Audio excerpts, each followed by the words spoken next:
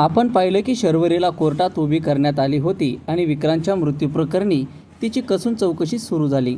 कोर्टात उभं राहून तिने संपूर्ण घटनाक्रम अगदी मिनिटाने सांगितला। त्या दिवशी काय घडलं, ती कुठे होती, विक्रांतसोबत नेमकं काय वाद झाला आणि शेवटी तिने त्याच्यावर वार का केला, याच सविस्तर स्पष्टीकरण तिने न्यायालयासमोर दिलं। शर्वरीचा दावा होता की तिने हा वार केवळ स्वतःचा जीव वाचवण्यासाठी म्हणजेच सेल्फ डिफेन्समध्ये केला। तिच्यावर जीवघेणा हल्ला होण्याची भीती होती आणि दुसरा कोणताही पर्याय तिच्यासमोर उरला नव्हता, असं तिने ठामपणे सांगितलं। दोन्ही बाजूंचे युक्तिवाद ऐकल्यानंतर न्यायालयाने शर्वरीच्या बाजूने निर्णय दिला।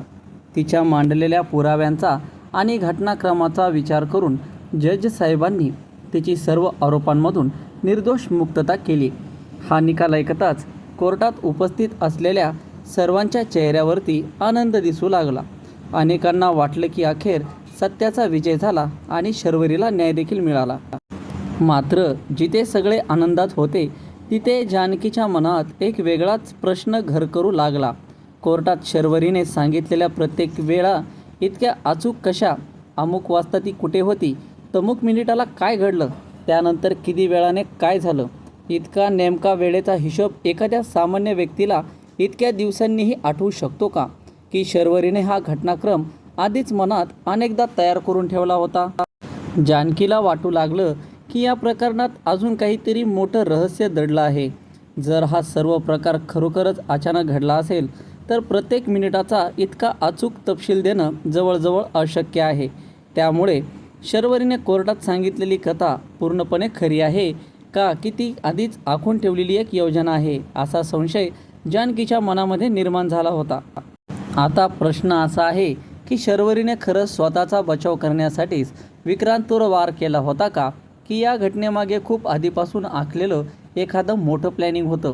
कोर्टात सांगितलेला वेळेचा हिशोब हा सत्य होता की स्वतःला निर्दोष सिद्ध करण्यासाठी तयार केलेली एक परफेक्ट स्टोरी होती? जानकीचा संशय योग्य ठरणार का, की ती या प्रकरणामागचं खरं सत्य शोधून काढणार का, की शर्वरीचं गुपित कायमच गुपित राहणार? आता मालिकेत पुढं नेमकं काय घडणार? जानकी कोणते नवे पुरावे शोधणार? शर्वरीच्या वागण्यात आणखी कोणते धक्कादायक खुलासे होणार? आणि विक्रांतच्या मृत्यूमागचं खरं सत्य अखेर सर्वांसमोर येणार का?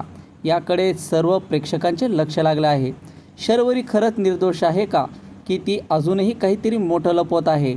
या सर्व प्रश्नांची उत्तरं आगामी भागांमध्ये मिळणार आहेत। त्यामुळे पुढील भाग अधिकच उत्कंठावर्धक आणि थरारक ठरणार आहे। तर मित्रांनो, मालिका विश्वातील असेच नवनवीन व्हिडिओ अपडेट्स मिळवण्यासाठी आपल्या सिरियल कट्टा यूट्यूब चॅनलला लगेच सबस्क्राईब करा। भेटू नवीन व्हिडिओमध्ये, तोपर्यंत धन्यवाद।